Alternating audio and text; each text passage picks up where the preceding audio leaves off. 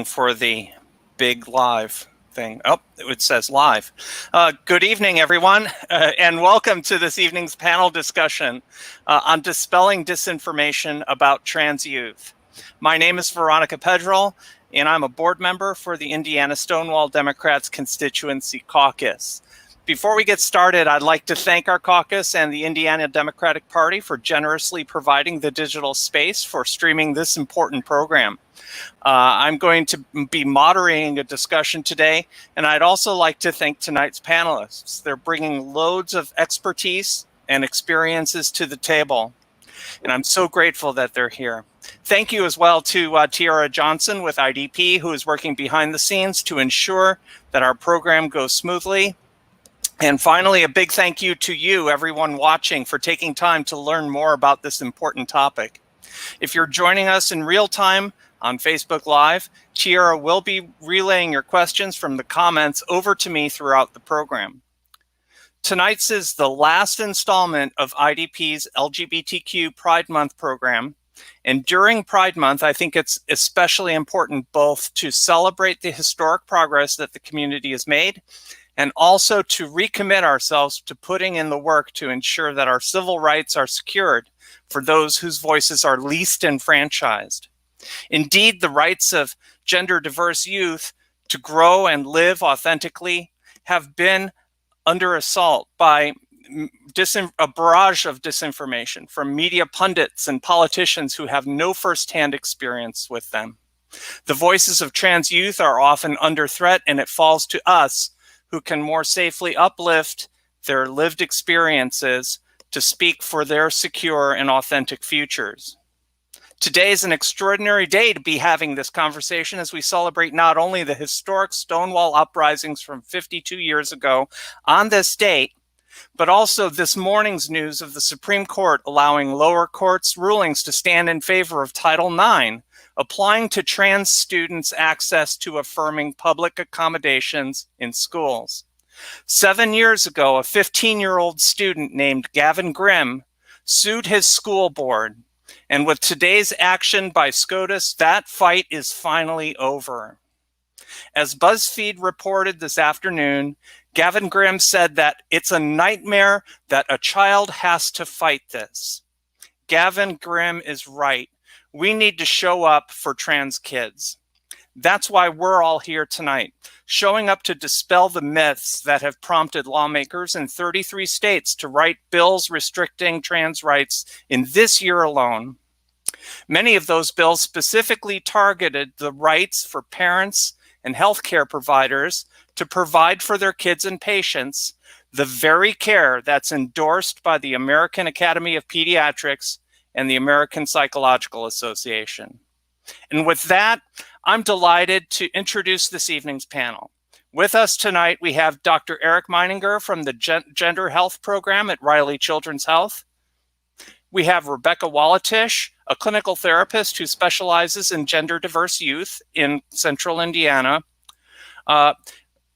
Sitting in a home without power, and hopefully joining us soon, we have Kimberly Akoff, Director of Programming for Indiana Youth Group, a 501c3 nonprofit that works for safer spaces to foster community and programming that empowers LGBT youth.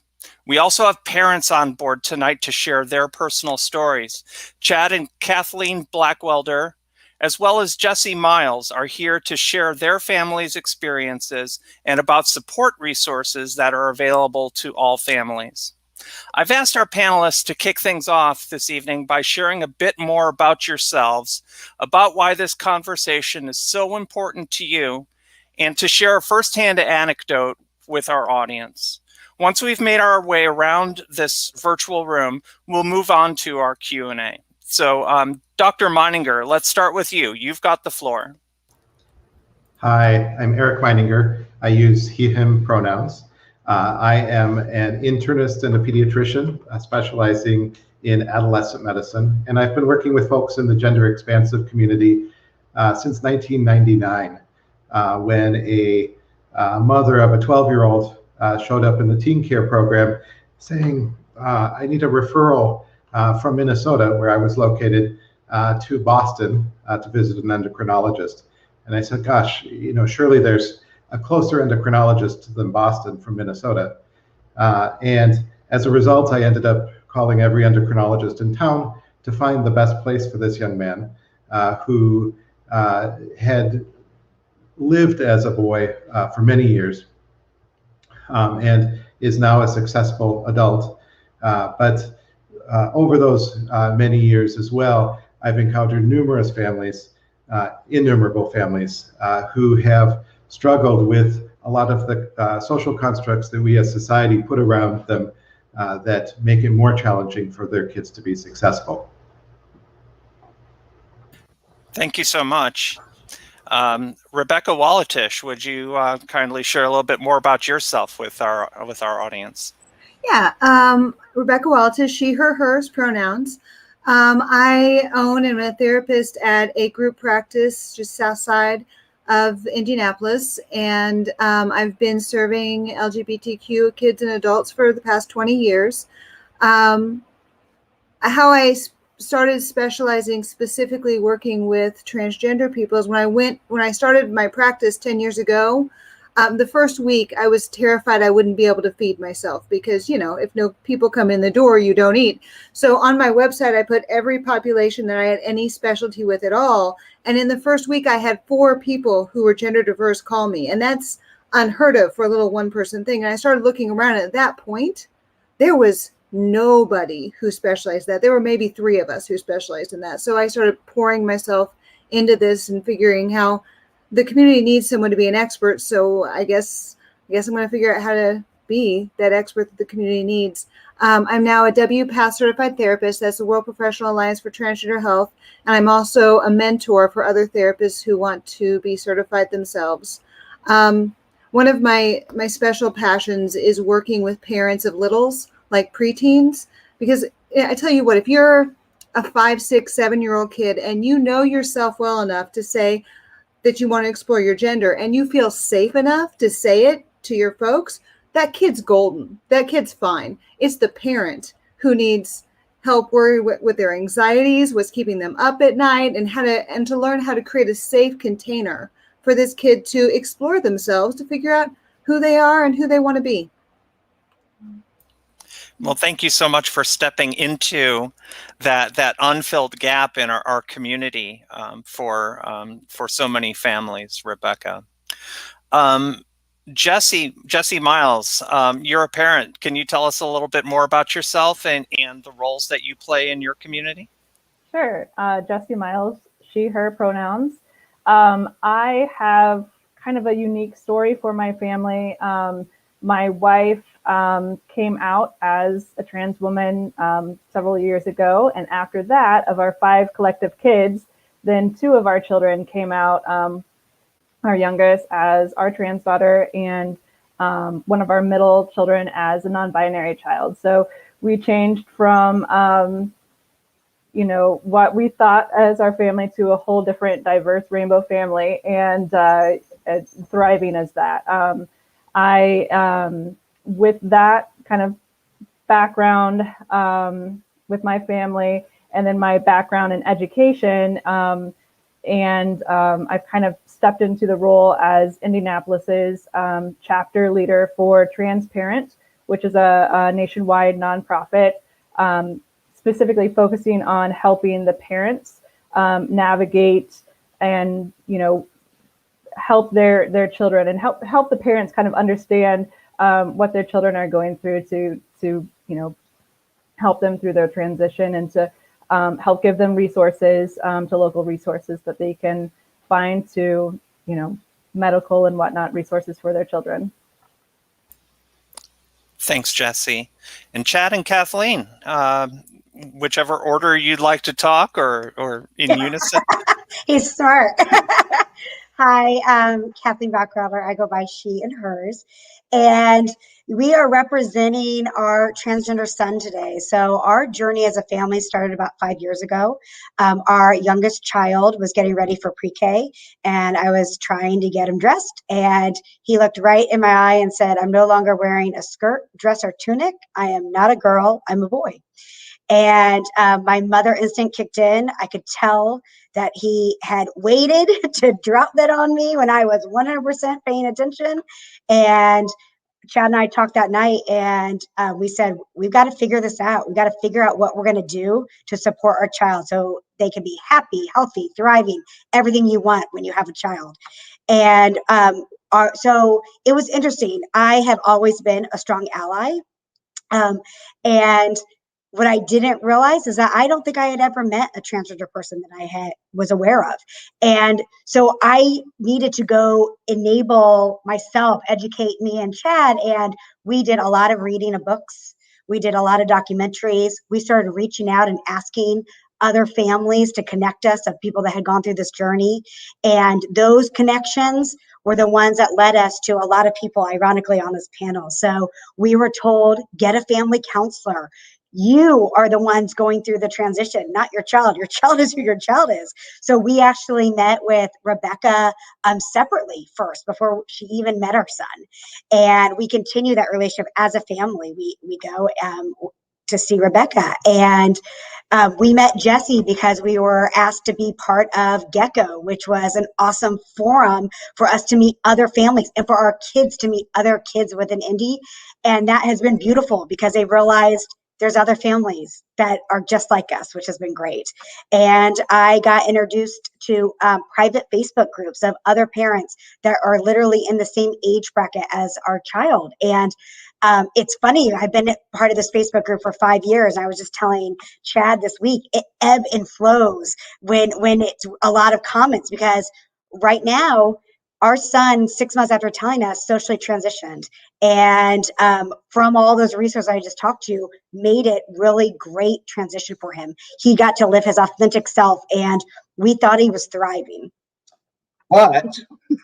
But we were enrolled in a school system that was very resistive, to put it politely, to any sort of affirmation of non-biological gender.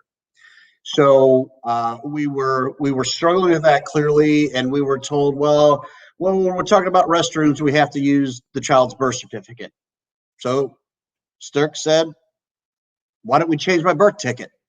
So we started looking into that and realized that there just aren't a whole lot of resources out there. There's no checklist. There's no roadmap.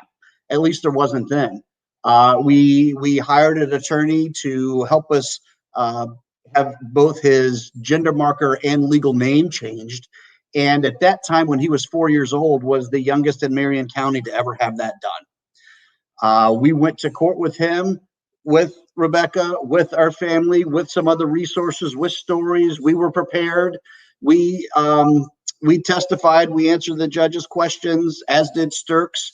And at the end of the hearing, before the judge made her ruling, said, because of a lot of the things I heard today, not only has this changed your son's life, but for the next 6 people that are out in the waiting room, because this was some new information to her. So at that moment, I realized that my calling was to be an advocate, not only for my child, but for others. And I made the decision that I was going to dedicate myself to being a voice, to be an ally, so that kids don't have to stand up for themselves. I want to help them stand up for themselves, but they can't do it alone. So to that end, I left the job that I had almost that day, and I enrolled in the Master of Jurisprudence program at the McKinney School of Law. So I spent a year, got my master's degree, get me better prepared to fight the good fight, and I'm ready to rock. That is an inspiring story, Chad. And this is the first I've heard of it. I find it so curious how so many of us, when gender diversity impacts our lives, that we find ourselves feeling like we're the only one in a certain circumstance, or feeling like we're the first to be able to do, you're the first to be able to do this in front of a judge for a kid who's of this age, right? And so you're not just fighting for them, you're fighting for the next half dozen kids that come after. And so many of us have fought similar fights in other ways. I had to go, for example, for my own story, I had to go to 3 different BMVs in the state of Indiana before I could get one that followed the rules of changing my marker with the documentation that I provided to them. So we're all breaking ground in our own ways for progress for our youth as they're growing up. So I really appreciate the heartfeltness of your story and the and like you said, it's a very unique story, and you're very right there.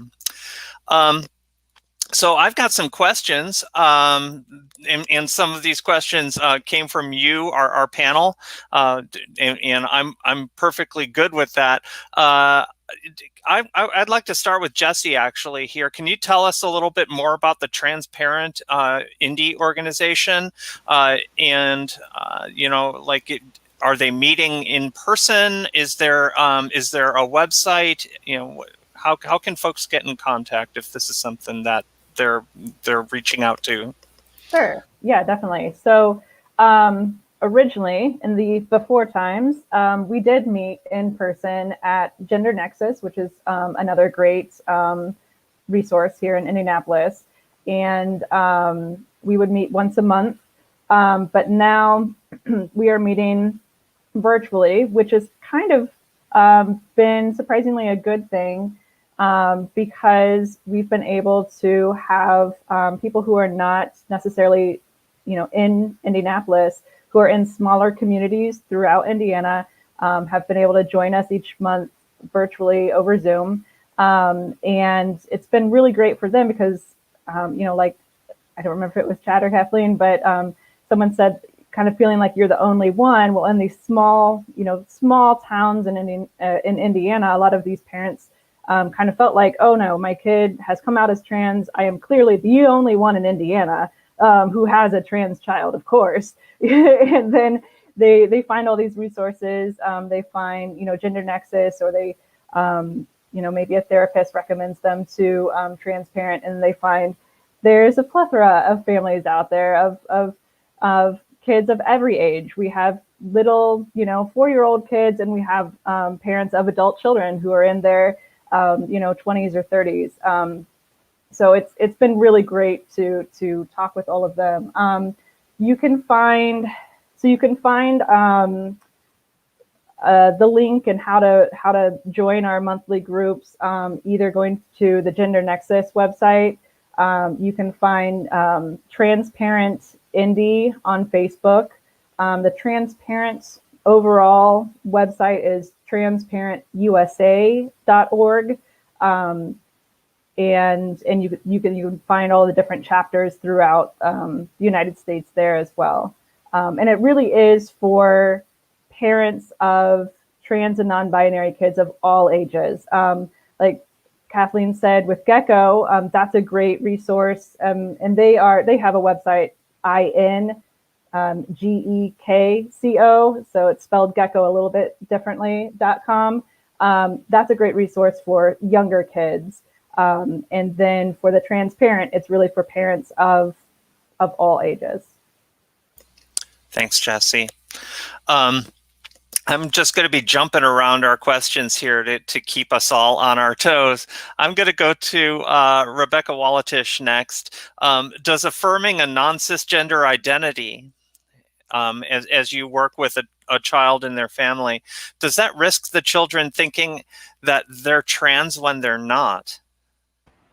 So I often talk to parents about a gender spectrum, and this is oversimplification of something that's very complicated, but just to start out with, very few things in human existence exist on a binary. Very few of us are the smartest person in the world. Very few of us are the dumbest person in the world. Most things are somewhere in the middle.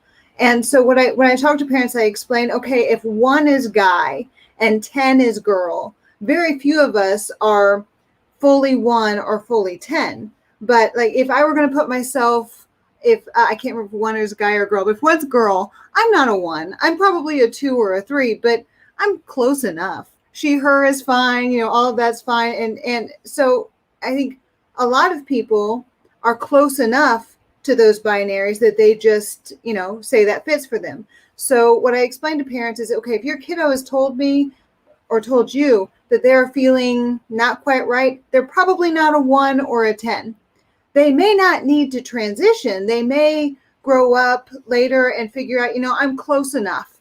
I'm going to just stick in that. But I can almost promise you they're not a 1 or a 10. They're somewhere in that middle place. So we as parents need to create safety for that kiddo to try on a 1 for a little bit and see if that fits. And maybe it doesn't. Maybe a 2 fits. Maybe a 3 fits until they feel what feels right for them. And so what I say to parents is like, the last thing we want is to pull a kid out of one box that doesn't fit and put them in another. So let's try to help that kid look at all the choices that are out there and let them know that, hey, you want she, her today? Great. We'll go with she, her. If it's they, them tomorrow, we'll go with they, them tomorrow. We're going to kind of follow your lead as you figure out who you are. And experiment with that presentation, right? I mean, that's kind of it is like trying something on. In some ways, as you described it to me, I was starting to think about my last eye doctor visit where they were, you know, it's like, is 1 better or 2? Is 3 better or 4? Right? And it's kind of walking through that same spectrum of perspective. And that's great. I appreciate that perspective on this. Dr. Meininger, I'm going to give you the next question here. It's been said that many children who identify as gender expansive change their mind as they grow up. Can you clarify that? I think a lot of kids try on different things, and where some of that misinformation really comes from is in psychiatry and psychology, we have a specific diagnostic criteria. And so we don't have a good way of identifying Chad and Kathleen's child or Jesse's child. So when we think about what is labeled gender identity disorder in childhood, kids are trying things on. They're trying to figure out what fits, and we can't pick out who are the kids that are going to stay trans, that have always been trans, and who are the kids that are just kind of experimenting. Maybe I'm not a 1, maybe I'm a 2, maybe I'm a 3. And so in that lump of kids that have gender identity disorder of childhood, there is a large group that it may be a sexual orientation issue. There's a large group that may say, hey, you know, actually, you know, she is good enough.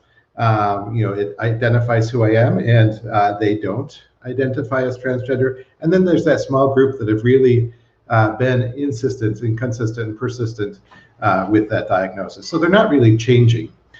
Once they hit puberty, things start to set. And you know, people may say, I feel gender fluid. Some days I feel more masculine, and some days I feel more feminine. That's okay. They're not changing their gender identity. They're expressing that I'm not a 1 and I'm not a 10. But it's very rare that once somebody's hit puberty that they say, oh, you know, I was thinking for many years that I was this gender and I'm going to change my mind. And I think that's where there's been some deliberate spread of misinformation based on what happens in childhood that some parents grasp onto because they're really anxious about this. And maybe one of the parents can speak to this, but you know, my gosh, I don't want my kid to have to face some of the realities of what many kids who identify as gender expansive have to face, whether it's in school or it's in society, or gosh, even the president's bad-mouthing me, all of these things that happen. And so if I can grasp onto that hope that maybe they'll change their mind, that might be useful. I think that is an excellent point, and something that I personally experienced. I know when we first started our journey, I realized that a lot of my discomfort or maybe my initial disbelief or thinking this was a phase was based on my own uninformed perceptions and biases and my own discomfort. And when I realized that my child knew exactly who he was, that I was the one that was truly transitioning, I found a great deal of peace with that when I was able to trust and validate and support my child based on his truths and not mine. Yeah. Yeah, I would say in our family too that we have a very happy-go-lucky family. We laugh a lot. And it's interesting when Sturks told me that he was a boy, in literally that second, suddenly, if I missed any pronoun, he would jump on me. And then when he told Chad, when Chad missed a pronoun, he'd jump on Chad. When we told his grandparents and they missed a pronoun, he slowly told his story. But once he told you, you better be listening. That's how he took to us. And the minute we figured out the way for him to be happy go lucky again was to honor what he was saying and validate it, the minute we learned that, suddenly we had a happy child again. And that was when, like, we joke, like Rebecca was like, when you can't sleep at night, like my eye was twitching at night because I didn't have all the answers to make my kid happy. And that sucks as a parent. All you want to do is make them happy and successful and be able to thrive in this world. And what we realized quickly is he needed to socially transition. And the reason we hadn't done it yet is because we were worried about how we were going to have to fight every ounce for him. Like that we were going to have to educate every single person that came up to us on a baseball field, be like, I thought you had two girls. Like we're like so worried that it was going to be his only story. And what we realized is we were holding his story back. Like he needed to go, like he needed to be him. And the minute I think that we had that defining moment that we knew that he needed to socially transition, that is when I felt like all of it as a family, it just clicked. Suddenly we just saw this was exactly who he should have been the whole time. And it made it all easier. And so I would be shocked if Sturks would ever tell me that he wasn't a boy, because boy, he just exudes his personality. He is just who he is. And he's awesome. And we're proud to be his parents. I'm impressed by your kid as you describe him, for sure. As a parent myself too, I feel the struggle of wanting my kid to fit in. Mm-hmm. That's a big parenting pull. For me, my kids are 26 now. I've got twins, but as they grew, I wanted them to fit in. But I think what you're saying here is that we need to add, we want them to fit in as themselves, in their most authentic selves. And that's when they actually fit in better. 100%. Right? Because for them, nothing is more awkward than presenting as something that feels inauthentic. Yeah, and we felt like if we were going to be worried about that was going to be his only story, and that was going to be what we were trying to protect him, and what we realized is we were hurting him by not letting him transition. Like that was the worst thing we could have done, and it all just fell into its place when we said yes, let's move forward, let's transition. Mm-hmm. And I think that there are lots of folks who transition, whether they transition as children or as adults, and they find suddenly the affirmation or the feeling of I'm in the right place now. It's not about it's that doesn't become the whole story anymore, because there are so many other ways for life to blossom. Jesse, are you able to sort of corroborate that sort of clicking in as well, or is your story different? Ours is a little bit different, just because my wife came out first, and it took her, until her adult years to kind of figure out who she was. Our youngest child, she from day one always liked the color pink, like wanted to wear nail polish. My wife at the time, was very concerned about her fitting in, and so wanted to take off the nail polish before going to kindergarten, the next day. And one day we forgot. And so our youngest had to explain nail polish could be for girls or boys. It doesn't have to be just for girls, and her favorite color was pink and glitter and liked all those things. And it wasn't until my wife, her mom came out, it gave our daughter that language to be able to understand, like, oh, that's what I am. Because before then she was like, I'm a boy, I'm a boy, I'm a boy. I just like the color pink and nail polish and glitter and, want to wear girl clothes, but I'm a boy, obviously. Until she had that language that, understanding there are transgender people, that explains me. Oh my goodness, that's me. We did have the initial like, oh no, what are we doing to our poor child? Have we confused her with, mom's transition? And we had, one meeting with a therapist, and it was kind of like, oh no, she's been telling us since day one. We knew this. She just didn't have that language until she knew, somebody close to her using the language, and she was able to kind of understand, like, that's me.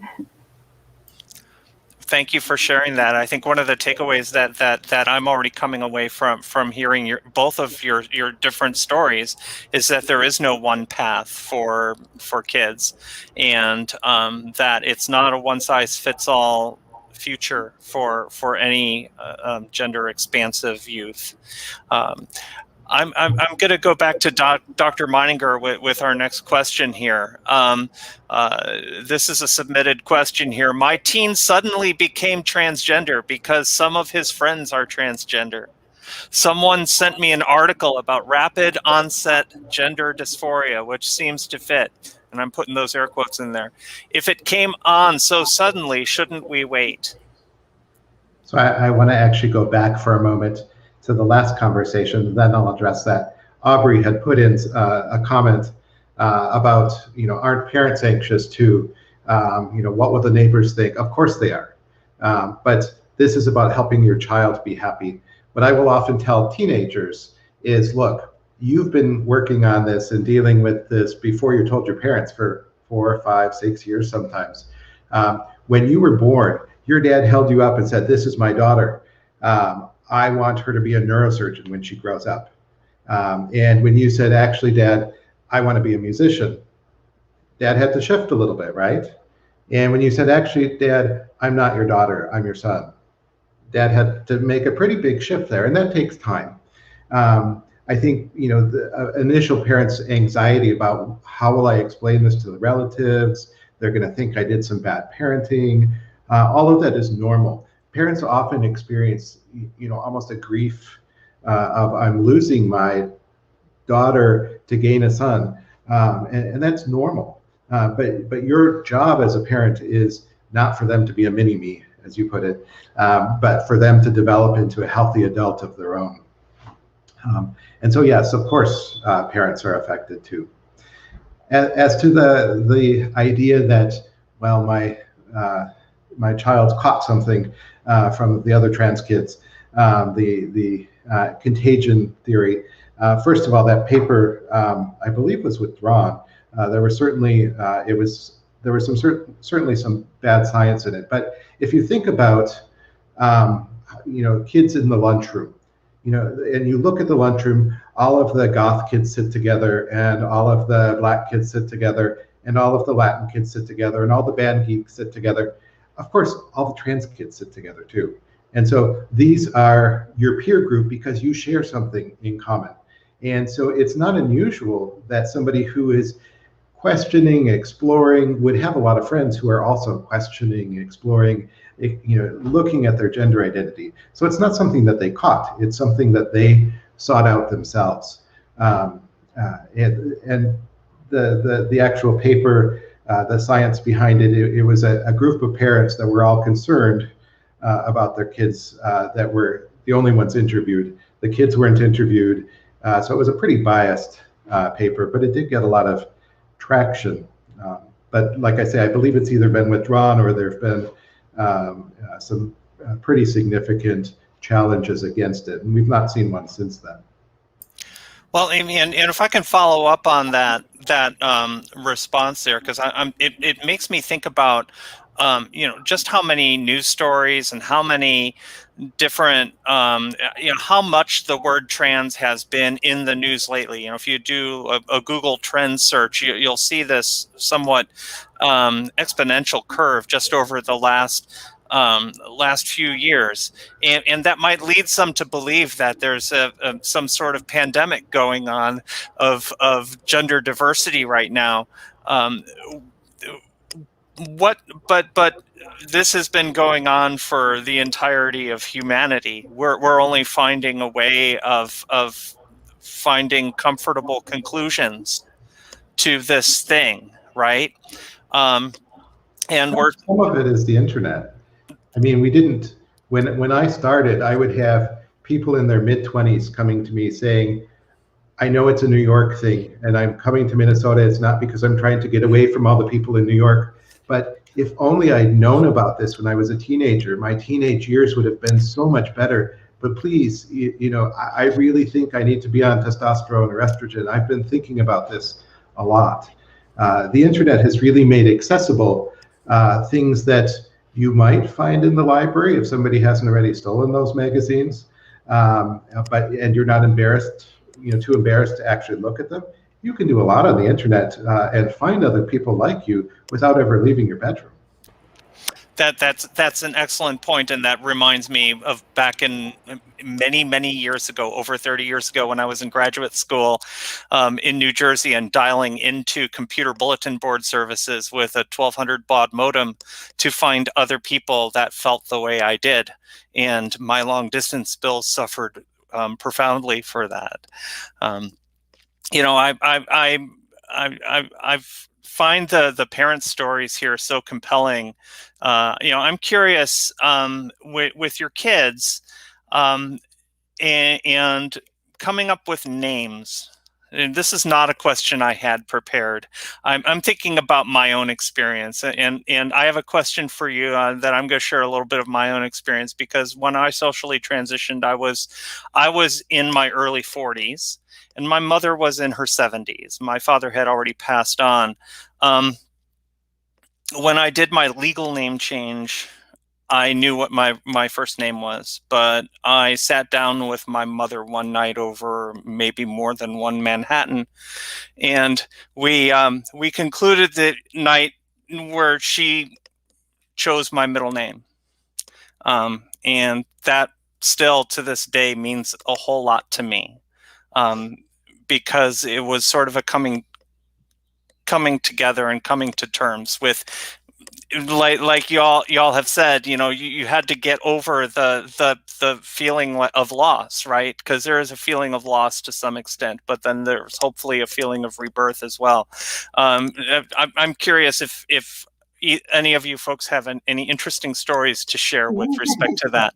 We have a very interesting one, and Rebecca helped us greatly with this. So our child was Olivia, very feminine name that we had given her, and did not fit, obviously, where he wanted to go. And so he started calling himself David, which is a great name, but it happens to be my father's name, my brother's name. My husband and I seemed to like a little more out of the box name. So David was not a name that was even on our radar. How do we know that he was going to be a boy? And so we were kind of struggling with, are we really going to call him David? And so Chad and I actually talked to Rebecca in one of our meetings and just said, let's talk about name. Like, he wants to go by David. We don't want to go by David. And let me just preface, every family and journey is different, but our child at the time was 4.5. And Rebecca said, you know, parents give names to children. You can present names that you would have called him had you known when you were having him in the hospital. And so we came home and we talked about the name that we would have chosen. And we talked about 2 other names that had kind of had been a part of him for the first 4 years. It kind of fit his personality. And we put 3 on pieces of paper and we said, choose your name. And he chose Sturks, which is the name we actually would have named him if it was us. So we were so happy he chose that one. And it's actually Chad's middle name. It's what we would have called him. And so the beauty of that is, for us, it works. It fits him. He loves his name. It was a good, happy medium for us. And he wanted to change his middle name because it's Lee. But it was actually a family name that we chose because it is my father's middle name and his mother's middle name. And I said, nope, Lee is a neutral name. You're keeping your middle name. He gave it to you for a reason. And he likes his whole name now, which is a good thing. So. And just to piggyback that a little bit, you know, there are certainly challenges to our journey, but there's an awful lot of joy. And a lot of the joy that we have experienced has come because we have talked to others and got ideas and shared and had other inputs. We're not this transgender genius couple that has come up with all the answers and I can, far from right? it. So it's not, we have leaned on a lot of other people who have really helped us, and that has been important. So one piece of advice I would give is to find support systems, like-minded others. There are a lot of resources out there, but don't just try to do it by yourself. Thanks. How about you, Jesse? Yeah, with our youngest child, she socially transitioned. She was going to a public school and kind of transitioned during the summer, and then came back the next year with new pronouns and a new name and a brand new dress. She actually chose her name. We let her do that because her mom chose her name as well. So just continuing that tradition. And for her first name, she chose Krista, but she spells it in a special way with an extra H at the end because she was naming herself after the most beautiful girl in school. And so that's why she chose that name. And then her middle name, her old name, middle name started with an L. And I think she kind of went with that and picked a name that like really kind of encompassed her and her journey, and her middle name is Love. And so we actually just went through the gender marker and name change legal process and are kind of working through all the documents updated now. So once we can get all of that updated, that's going to be such a relief for her to see her actual name on things like, health, going to the doctor and things like that, or her medicines, or on state standardized testing still has to have in the state of Indiana, the legal name. And so that doesn't help state standardized test scores from an educator's perspective. If you have to go in and you have those, mini traumas before you even take this gigantic test. But yeah, so she kind of got to have her own journey there of creating her name. Yeah. Well, thank you for sharing that too. These are all great stories you're sharing. My next question is for both Rebecca and Dr. Moninger. In medicine and clinical social work, both of those areas, there are professionally accepted standards of care. And without getting too deep into the weeds, can you share a little bit about what that means for you in the work that you do with gender diverse youth? And I don't care who starts. So Rebecca, you unmuted, so go right ahead. So the standards of care between the American Psychological Association, the American Pediatric Association, WPATH are all very clear that correct care is affirming care. When we affirm a child's gender identity, that their gender identity, they tell us depression rates go down, anxiety rates go down, school scores go up. Suicides go down. Suicides go down, exactly. And so when I have a parent, and this is kind of a tangent, but something I want to say a minute ago, when I have a parent come to me and say, what if they change their mind? And then they know that you've affirmed them either way. If they change their mind later, if your kid is that 1 in 100, probably less than that, who changes their mind, they know, hey, my parent are going to listen to me and love me no matter what. So you've got a healthier, stronger, smarter kid because you let them have this exploration. So that's a tangent, but I wanted to say it earlier. And the standards that we follow support that.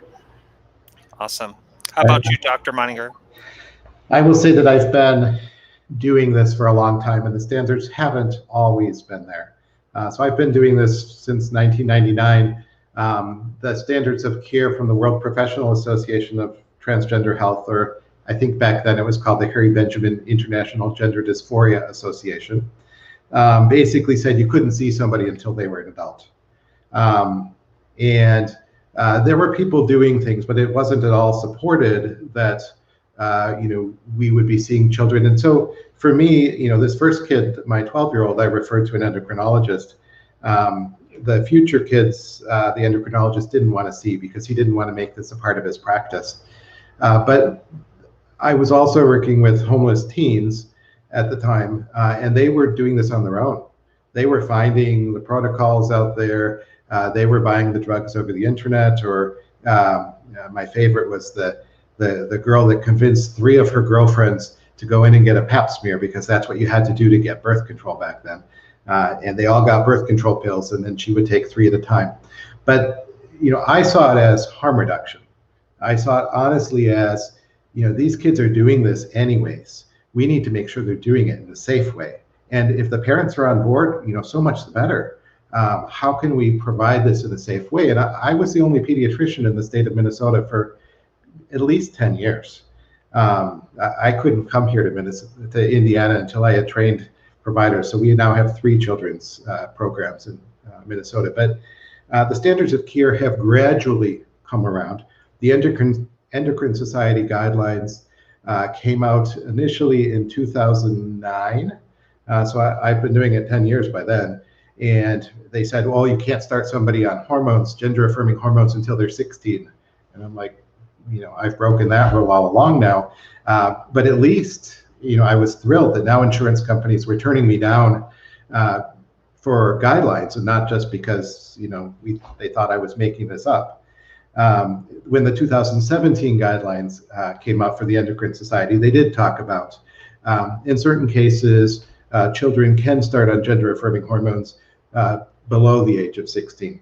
Well, as an adolescent specialist, if you haven't started puberty by the time you're 16, you're officially late. So to make a kid wait until they're 16 before they can go through puberty means that they're going to either go through their natal puberty and then have to do all the work to undo that, whether it's surgeries or practicing with your voice or whatever, or we can put them on blockers, and then they're the last kid to go through puberty, and they'll get bullied for that. So I think the endocrinologists were a little bit ahead of the game, especially those that had been doing the work. And I learned a lot from the folks that I worked with. So there are guidelines. They're gradually evolving. The problem with WPATH is it's a worldwide organization, and not every country is in the same place as the US is. I'm not going to say the US is at the forefront, but I can say that there are some Eastern European countries where it's not even legal to get hormones. And most of the people there are buying them on the streets and translating the Endocrine Society guidelines into Russian or Ukrainian. So there are guidelines. We do our best to follow them, but there are also places, I think, where we push those boundaries a little bit. And we have a lot of conversations at a professional level about what's appropriate, what's professional. And it's a lot of negotiation with parents and their children to help them reach goals that are both safe and to the best of our ability, standing up for what they need. We've got a question that just came in through Facebook, and it was actually related to what I was just about to follow up with you, Dr. Meininger, related to puberty blockers. Susan was asking if you could share a little bit about that. I was about to ask, if the effects of puberty blockers are generally reversible and re-allowing natal puberty to take place. So puberty blockers have been around for 25 years or so. They were initially discovered because they turn on gonadotropin releasing hormone in the pituitary, and there was a thought that these would help people who were short-statured. It didn't actually turn out that way, but we did find that we were able to turn off puberty with them and put a pause. And so they were initially used in 5, 6, and 7-year-olds who went through puberty too early. You can imagine that if you start getting your secondary sex characteristics at age 7, you're going to be ostracized from your peers. Adults will be looking at you, and or even older kids will be looking at you as much older than you are, and your height will be quite short because your growth plates will all close. So they were used for quite a while there. And somebody got the idea of, well, why aren't we using these with gender patients? And so in the prepubertal kids, we don't think there's any, after 25 years or so, we don't think there's really any long-term effects. In the kids that are right around the time of puberty, there's a lot of stuff going on. And so initially, we used the best information we had and said, we don't think there's any, it's fully reversible as far as we know. Now, the endocrinologists have done a lot of work looking at that. And the one caveat there is, like some types of birth control, there can be an effect on your long-term bone density. So if you are somebody who is a natal male about to start puberty and we put a pause, your bone density might be up here, as an adult. It would be here as a girl, and it's probably going to be somewhere in between if you've been on puberty blockers. If you're a natal female and we put you on puberty blockers, you would drop, but then we might put you on testosterone in the future. So the idea is that, yes, there is some long-term potential risk there. Everything else, as far as we're able to tell with the puberty blockers, is fully reversible, but it depends on when you start as well. If you wait until you're 13 and you've gone through puberty a couple years ago, and I put you on a puberty blocker, it's like castrating you. You go through menopause right away, you lose your sex drive, and so it's a really uncomfortable position to be in. For some people, that's worth it. If they have access to that, it's worth it. For other people, not so much. I think it's a conversation that, if the parent is really pushing something like puberty blockers, which are quite expensive, and the child is saying, no, mom, I really want to do this. I help the parents see some of the side effects that they may experience from the puberty blockers. But the biggest barrier for many kids is actually the cost. Insurance, if they even require a 20% co-insurance, that's a significant out-of-pocket cost. These cost on the order of several $1,000s a month, and that's just too much of a barrier for many people. Yeah, understandably so. I think that was a pretty comprehensive answer there. I appreciate the level that you went into with it. I'm going to share my next question with anybody who cares to answer it here. This is a question I wrote myself. I'm an educator. I've taught.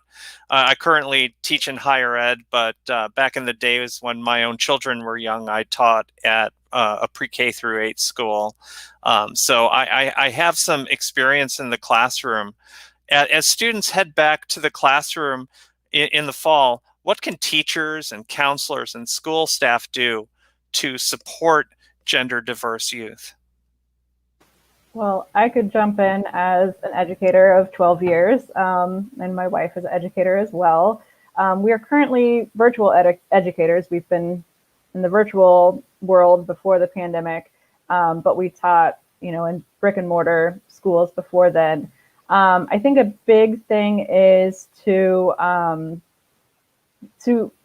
of our big push at our current school is to make it an overtly welcoming place before you have any trans students, to make it a safe place for all students, and not kind of like, oh, we have a trans student, well, how do we change our policies? How do we quickly make it okay? But have these policies in place, have a plan in place, train. There's people out there who will do LGBTQ with the emphasis on trans youth trainings for free, which I know schools are always strapped for cash. There's ways that you can get somebody from the community or somebody who has this knowledge into your school to help train, or just better educate, have a conversation with staff members of, it's really not that scary. The bathrooms really are a non-issue. They're just kids, and they're just going to be kids, and it's not that scary. So I think just having that conversation, but having it with somebody who has some knowledge so that misinformation isn't given, to the staff, and then that could be passed down to the students. But I think, doing that work in the forefront and kind of making it, knowing that you're making a safe place for all students, because, in the end, like the schools want the students to pass their classes, to graduate, and to prevent all of these little mini traumas from happening day to day in the classroom. It's going to help their graduation rates and help everybody pass and help the school, function better. Yeah, I think for young students too, two things I would say: that our son legally is a boy. So we do not have to divulge at school that he's transgender. We give him the choice at the beginning of every school year if he wants to tell his teachers. He has always chosen to tell his teacher. But the reason he chooses to tell his teacher is because he wants us to ask if he can go to the bathroom on his own. So at younger ages, so often they're like, okay, boys, everyone go. Girls go in a pack. And Sturks, as a male, would love to stand up and pee, but that's just not possible right now at school. And so he is very self-conscious that he always has to go in a stall, and he thinks that someone is going to basically out him.